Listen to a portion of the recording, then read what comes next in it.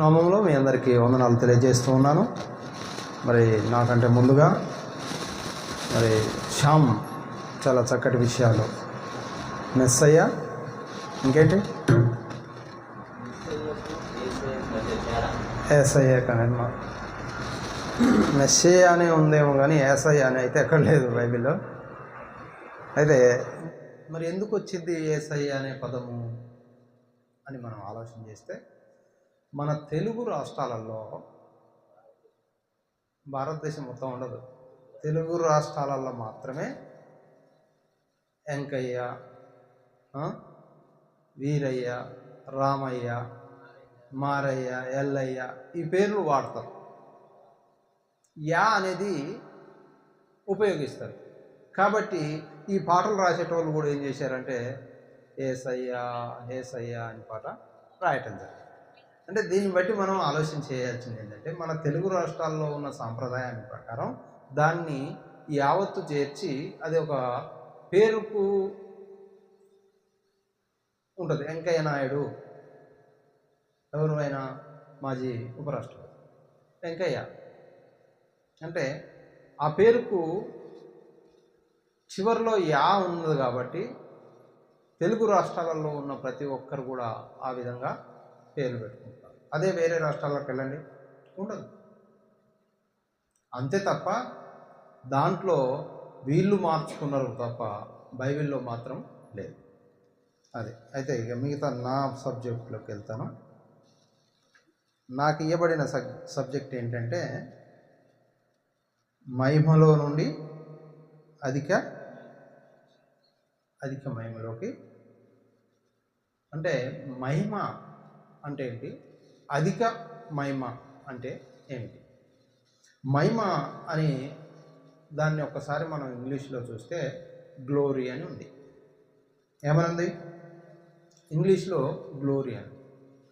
Glory అనే పదానికి మనం దాన్ని మళ్ళీ తెలుగులో చూసినట్లయితే దానికి ఏం అర్థం వస్తుందంటే గౌరవం ఒకటి, రెండోది వైభవం, మూడోది తేజస్సు, నాలుగోది ప్రశంస, ఐదవది డంబము, ఆరవది మహిమ, ఏడవది గర్వించు, ఎనిమిదవది ఉప్పొంగు, తొమ్మిదవది ప్రకాశించు.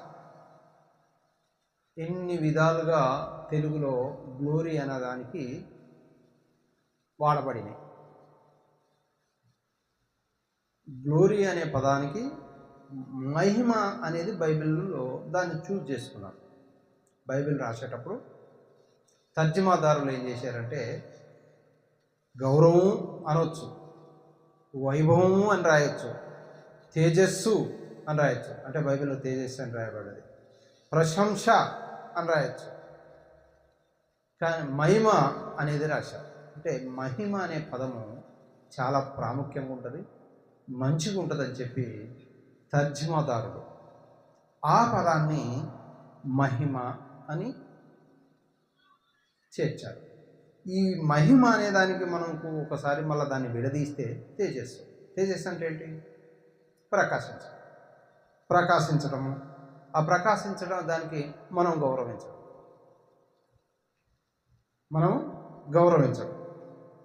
ఆ గౌరవం అనేది వైభవాన్ని తెస్తుంది. దీన్నే మహిమ అన్నాం. మనము ఈ మహిమ గురించి బైబిల్లో ఒకసారి మనం చూసినట్లయితే మనకి ఇవ్వబడిన వాక్యము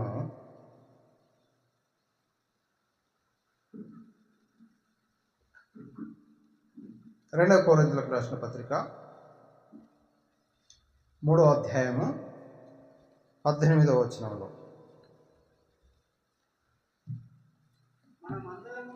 మనమందరమును ముసుకులేని ముఖముతో ప్రభువు యొక్క మహిమను అద్దము వలె ప్రతిఫలింపజేయచ్చు. మహిమ నుండి అధిక మహిమను పొందుచు ప్రభువగు ఆత్మ చేత ఆ పోలికగానే మార్చబడుచున్నాము. ఆ పోలికగానే మార్చబడుచున్నాము. మార్చబడటం అంటే ఏంటి? మార్పు చెందటం, అంతేనా? అయితే మనమందరమును ముసుగు లేని ముఖముతో, ఈ ముసుగు అనే పదం ఎందుకు వాడాడు ఇక్కడ అనేది మనం ఒకసారి ఆలోచించాలి. ముసుగు లేని ముఖముతో ప్రభువు యొక్క మహిమను అద్దము వలె ప్రతిఫలింపజేయచ్చు, మహిమ నుండి అధిక మహిమకు పొందొచ్చు.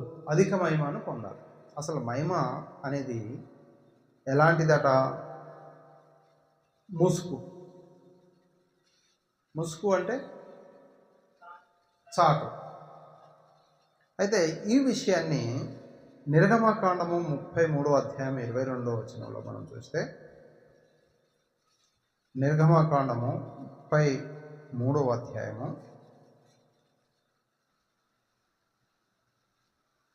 22వ వచనంలో,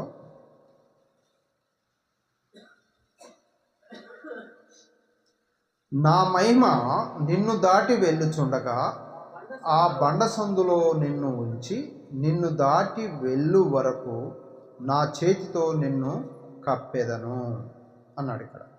అంటే ఆయన యొక్క మహిమ ఏమని అర్థమవుతుంది? నా చేతితో కప్పుతా అన్నాడు.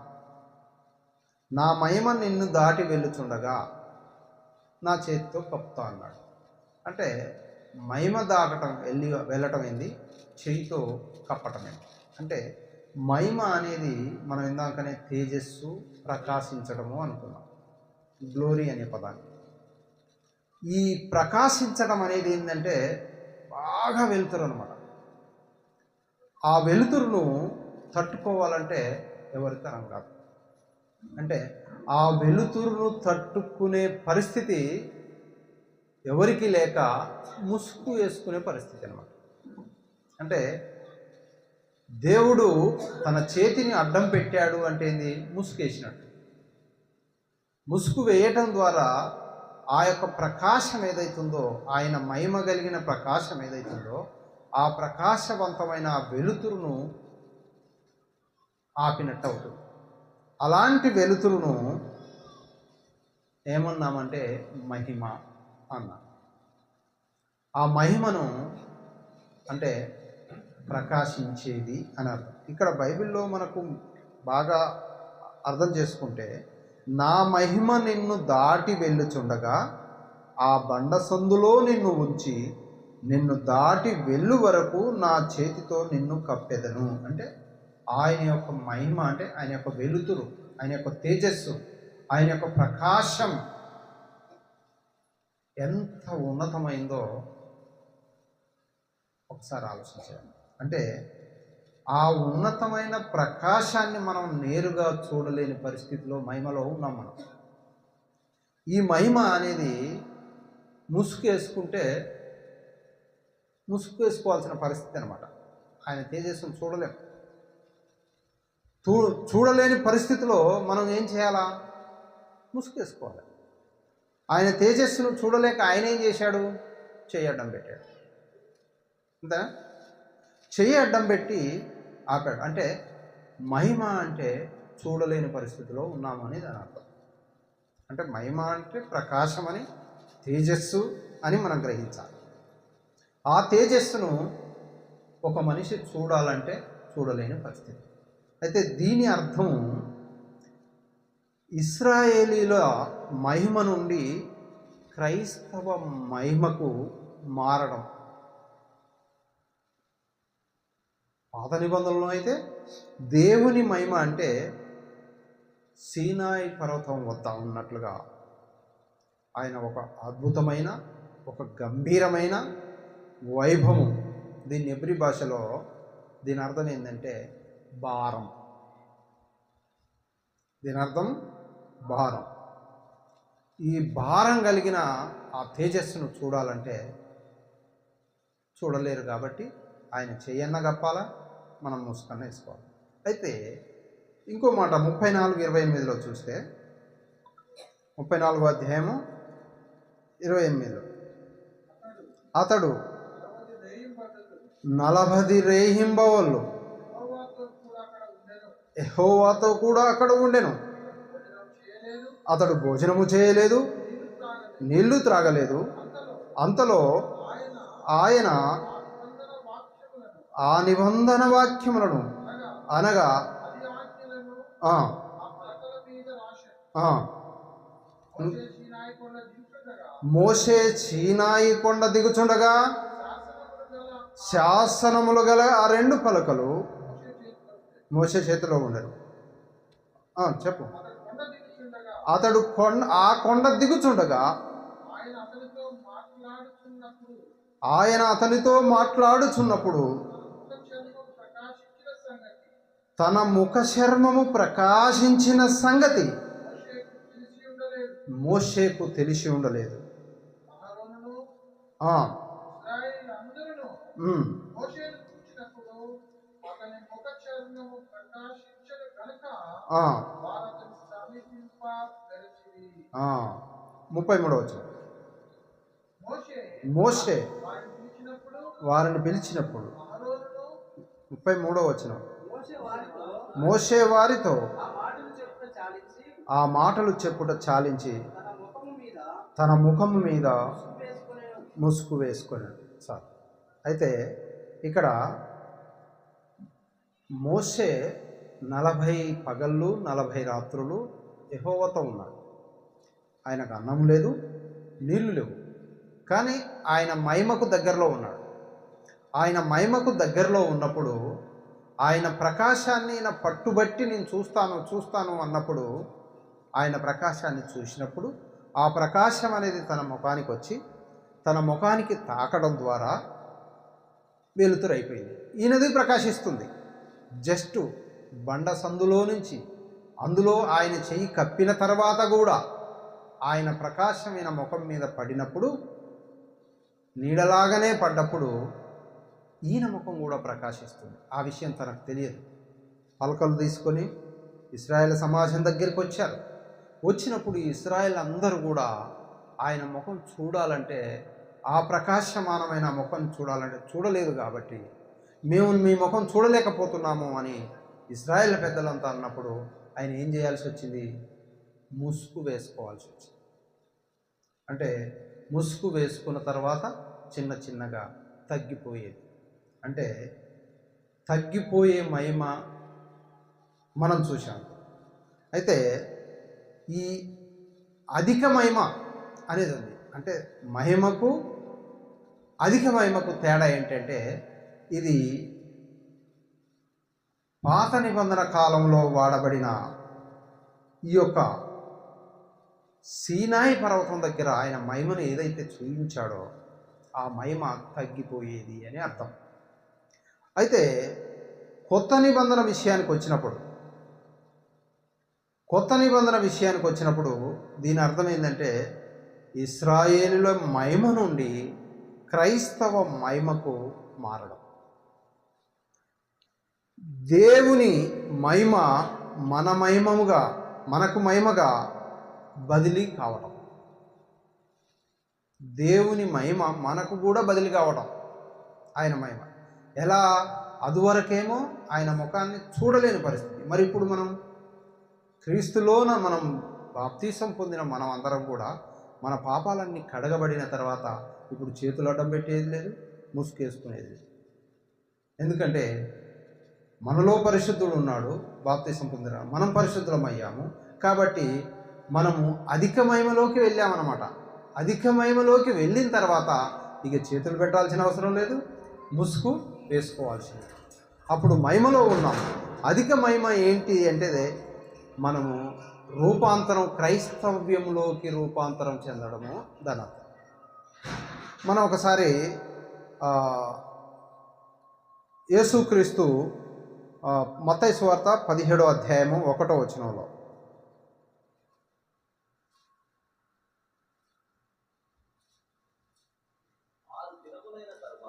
ఆరు దినములైన తర్వాత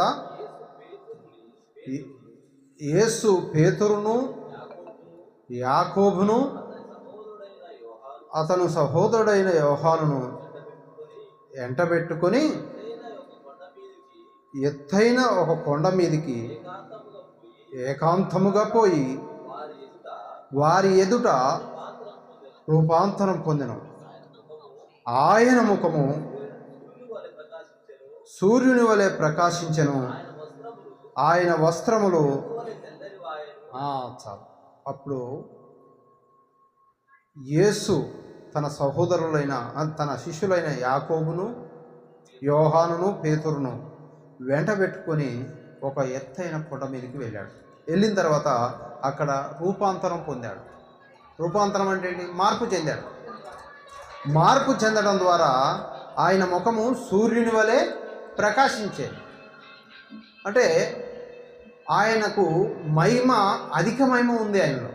మార్పు చెందాడు. ఆయనలో మనం బాప్తిసం పొందిన మనము ఆయనలాగానే ఉంటాం. అంటే క్రీస్తు అనేకులలో జ్యేష్ఠుడవునట్లు అన్నాడు. అంటే మనందరిలో జ్యేష్ఠుడు అంటే ఆయన అన్నిటికీ ఆధారభూతుడు. ఆయన అన్నీ కూడా సమస్తానికి ఆయనే. అలాంటప్పుడు మనము ఆయనలాగా ఆ రూపాంతరం చెందిన తర్వాత, ఎప్పుడైతే మనం పాపములో నుండి రూపాంతరం చెంది క్రైస్తవంలోకి వచ్చామో, వచ్చిన తర్వాత మనం ఏమవుతున్నామంటే మనం కూడా ప్రకాశిస్తున్నాం. లోకంలో క్రైస్తవులు ఏం చేస్తున్నారు? ప్రకాశిస్తున్నారు. ప్రకాశించడం అంటే ఏంటి? అధిక మహిమ పొందడం. అయితే ఈ విషయాన్ని ఎలా అధిక మహిమ పొందగలుగుతున్నాము అంటే మనం క్రీస్తులో ఉండటం ద్వారానే. క్రీస్తునందు బాప్తిసం పొందడం ద్వారా, క్రీస్తులో ఉండటం ద్వారా మనం అధిక మహిమను పొందుతున్నాం. అంటే అదివరకేమో ఇశ్రాయేలందరికీ కూడా ఆ తగ్గిపోయే మహిమనే చూడలేని పరిస్థితి. మనము క్రైస్తవులైన తర్వాత మనం ఏం చేస్తున్నామంటే నేరుగా దేవుని యొద్దకు పోయే పరిస్థితి మనకు వచ్చింది. ఆ విషయాన్ని ఒకసారి రోమీలకు రాసిన పత్రిక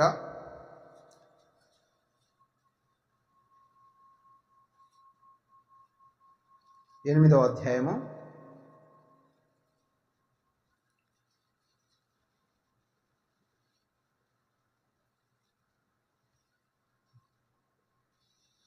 30వ వచనం.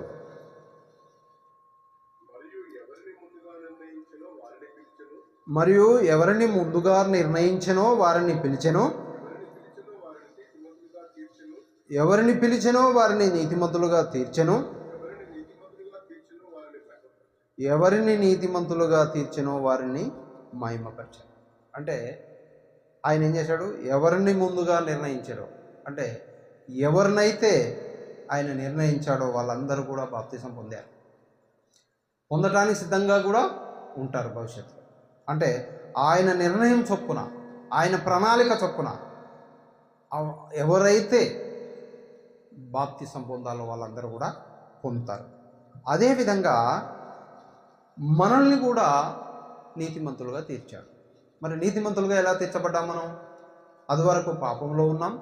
నీతిమంతుడైన క్రీస్తు రక్తంలో మన పాపాలన్నీ కడగబడ్డాయి కనుక మనం కూడా నీతిమంతులమయ్యాం.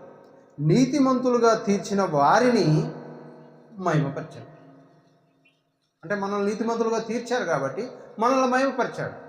మహిమపరిచేది అప్పుడు మనం అధిక మహిమలో ఉన్నట్టు.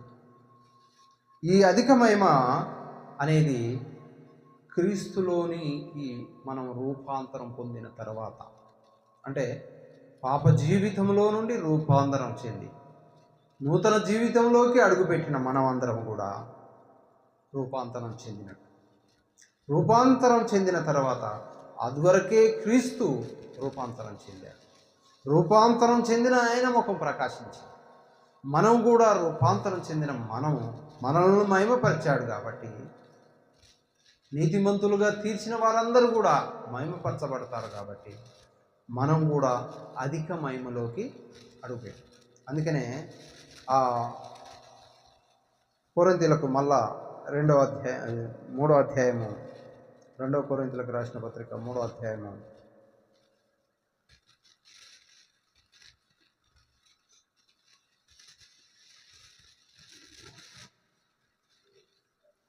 17వ వచనం, ప్రభువే ఆత్మ, ప్రభు యొక్క ఆత్మ ఎక్కడ ఉండునో అక్కడ స్వాతంత్ర్యం ఉండును. మొట్టమొదట మనం గమనించాల్సింది ఏంటంటే, ప్రభు యొక్క ఆత్మను మనం పొందుకొని ఉన్నాం. ప్రభు యొక్క ఆత్మను మనం పొందుకున్న తర్వాత, పొందిన మన ఆత్మ ఎప్పుడైతే మనం ఆత్మను పొందుకున్నామో లేదా, ఆత్మను బాప్తీసం పొందిన తర్వాత మనం ఏం చేశాము? ఆత్మను పొందుకున్నాం, పరిశుద్ధాత్మను పొందుకున్నాం. పరిశుద్ధాత్మను పొందుకున్న తర్వాత మనం మనకు స్వాతంత్ర్యం ఉంది. అదివరకేమో స్వాతంత్ర్యం లేదు. ఎందుకంటే క్రీస్తును ఎరగకుండా సాతాను యొక్క బందీఖానలో ఉన్న వాళ్ళకేమో స్వాతంత్రం లేని వాళ్ళు. అందులో నుంచి విడుదల పొందాం. మనం విడుదల ఎలా పొందామంటే, క్రీస్తు యొక్క ఆత్మను పొందుకున్నాం, ప్రభు యొక్క ఆత్మను పొందుకున్నాం. కాబట్టి ప్రభువే ఆత్మ, ప్రభు యొక్క ఆత్మ ఎక్కడ ఉండునో అక్కడ స్వాతంత్ర్యం ఉండును. మనమందరమును ముసుగులేని ముఖముతో ప్రభు యొక్క మహిమను అద్దము వలె ప్రతిఫలింపజేయును. అంటే అప్పుడే ముసుగు వేసుకొని చూశారు ఇశ్రాయేల్ అందరూ కూడా. అంటే మోషే సైతం కూడా ప్రభువును చూడడానికి, తండ్రి అయిన దేవుని చూడడానికి ఆయన చెయ్యి అడ్డం పెట్టాల్సి వచ్చింది, 2 బండలు అడ్డం పెట్టాల్సి వచ్చింది. ఆ బండ సందులో నుంచి కూడా తనను వెనక పార్శ్వం నుంచి చూడాల్సి వచ్చింది, కానీ ముఖాముఖిగా చూసే పరిస్థితి లేదు. కాబట్టి వాళ్ళు ముసుగు వేసుకోవాల్సి వచ్చింది. అయితే ఇప్పుడు మనకేందట, మనం అందరము ముసుగులేని ముఖంతో, ఇక ముసుగేసుకోవాల్సిన అవసరం లేదు, ప్రభు యొక్క మహిమను అద్దము వలె, అంటే అద్దం వల్ల ఎంత చూసుకుంటాం మనం, పొద్దున్న లేస్తే అద్దం చూసుకుంటాం. అద్దం చూసుకున్నప్పుడు మన ముఖం ఎంత తేటగా కనపడుతుంది, మనం చూడగలుగుతాం. ఇప్పుడు మనకు చూడగలిగే శక్తిని దేవుడిచ్చాడు. అంటే మనం క్రైస్తవ్యంలోకి రూపాంతరం చెందటం ద్వారా మనం అధిక మహిమలోకి రూపాంతరం. అందుకనే పౌలు అనే మాట అదే అంటాడంటే, మనం అందరము ముసుగులేని ముఖముతో, ఇక ముసుగు వేసుకోవాల్సిన అవసరం లేదు, ప్రకాశాన్ని, ఏమంటారు, తేజస్సును, ఆయన ప్రకాశాన్ని, ఆయన యొక్క మహిమను మనం చూడాలంటే ముసుగేసుకునే పరిస్థితి ఆ రోజుల్లో. కానీ నూతన నిబంధన అనేది వచ్చిన తర్వాత, మనకు క్రీస్తు రక్తంలో కడగబడ్డ తర్వాత ముసుగుతో సంబంధం లేదు. అద్దంలో ఎట్లా ఉందో అలానే డైరెక్ట్ చూడొచ్చు. అంటే అధిక మహిమలో ఉంటే మనం కూడా ప్రకాశాన్ని తట్టుకొని చూడగలం. ఎందుకంటే అధిక మహిమలో మనం కూడా మహిమపరచబడ్డాం కాబట్టి, ఆ మనకు కూడా గౌరవం దక్కింది. మహిమ అంటే ఏంది? గౌరవము అనుకున్నాం, లేదా వైభవము అనుకున్నాం. ఇవన్నీ కూడా మనకు తగ్గాయి. క్రీస్తులో ఉన్న తర్వాత మనకు వైభవం రాలేదా? క్రీస్తులో ఉన్న తర్వాత మనకు ప్రకాశింపబడలేదా మనం? ఇవన్నీ ఉన్నాయి. అందుకనే ముసుగు అవసరం లేదు. ఆ ముసుగు అనేది మహిమ, అధిక మహిమ అనేది అద్దం వలె, ఎంత ప్రకాశాన్నైనా అద్దం వలె చూసుకునేంత శక్తిని దేవుడు మనకు కలగజేశాడు. ఎలా చేశాడంటే, పాపంలో ఉన్న మనము రూపాంతరం చెందడం ద్వారా క్రైస్తవ్యంలోకి అడుగుపెట్టాం, క్రైస్తవులం అయ్యాం. అంటే పాపంతో ఉన్నవాడు మహిమలోనే ఉంటాడు, అంటే దేవుని చూడలేని వాడుగా ఉంటాడు. అదే మనం క్రీస్తులోనికి రూపాంతరం చెందిన మనం అందరం కూడా ఏ ముసుగు అవసరం లేదు, డైరెక్ట్ అద్దంలో చూసినట్టుగా మనం చూస్తాం. మహిమ నుండి అధిక మహిమ పొందుచు ప్రభువగు ఆత్మచేత ఆ పోలికగానే మార్చబడుచున్నాం. అంటే మహిమ నుండి అధిక మహిమకు అధిక మహిమను పొందుచు ప్రభువగు ఆత్మచేత ఆ పోలికగానే, అంటే ప్రభువు రూపాంతరం చెంది ప్రకాశించినట్టుగా యోహాను, పేతురు, యాకోబు వీళ్ళు ముగ్గురు ముందు ఆయన రూపాంతరం చెందాడు. రూపాంతరం చెందిన తర్వాత ఆ వెలుతురు, ఆ ప్రకాశానికి వాళ్ళు తట్టుకోలేని పరిస్థితి వచ్చింది. తరువాత ఆయన మరణించి తిరిగి లేచిన తర్వాత మనకు పాప విమోచన కలిగింది కనుక మనం డైరెక్ట్ ఆయన ప్రకాశాన్ని చూడగలిగే శక్తి వచ్చింది. దాన్నే అధిక మహిమ. అధిక మహిమలోకి వచ్చేసాం. అధిక మహిమలోకి వచ్చాం కాబట్టి మనం క్రీస్తుని చూడగలుగుతాం. రేపు మనం మరణించామనుకో. అందుకనే 5వ అధ్యాయం కొరింథీయులకు రాసిన పత్రిక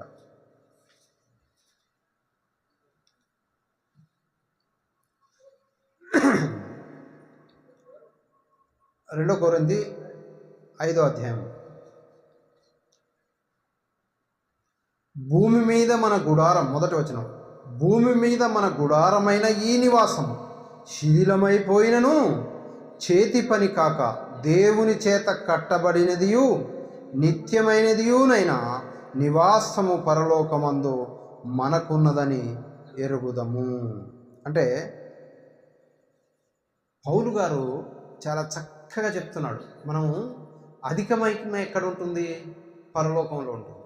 ఆ పరలోకానికి మనము భూమి మీద ఉన్న ఈ గుడారం శిథిలమైపోద్ది. అంటే మన శరీరము చనిపోద్ది. ఇక్కడ చనిపోయిన తర్వాత ఈ నివాసం, అంటే ఈ గుడారం అనే శరీరం చనిపోయిన తర్వాత చేతి పని కాకుండా దేవుని చేత కట్టబడిన నిత్యమైన నివాసం పరలోకమందున్నది అని ఆయన చెప్తున్నాడు. అంటే ఇది చెప్పిన తర్వాతనే చెప్పాడు. అధిక మహిమ అనే విషయాన్ని చెప్పిన తర్వాత 3వ అధ్యాయంలో అధిక మహిమ గురించి చెప్పాడు.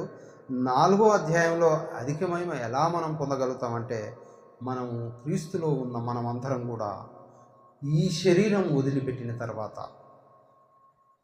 చేతి పని కాకుండా దేవుని మహిమలో కట్టబడిన ఆ పరలోకమైన నివాసం ఏదైతుందో ఆ నివాసంలో మనం ఉన్నదని తెలుసుకుంటే మనం పరలోకం వెళ్తాం.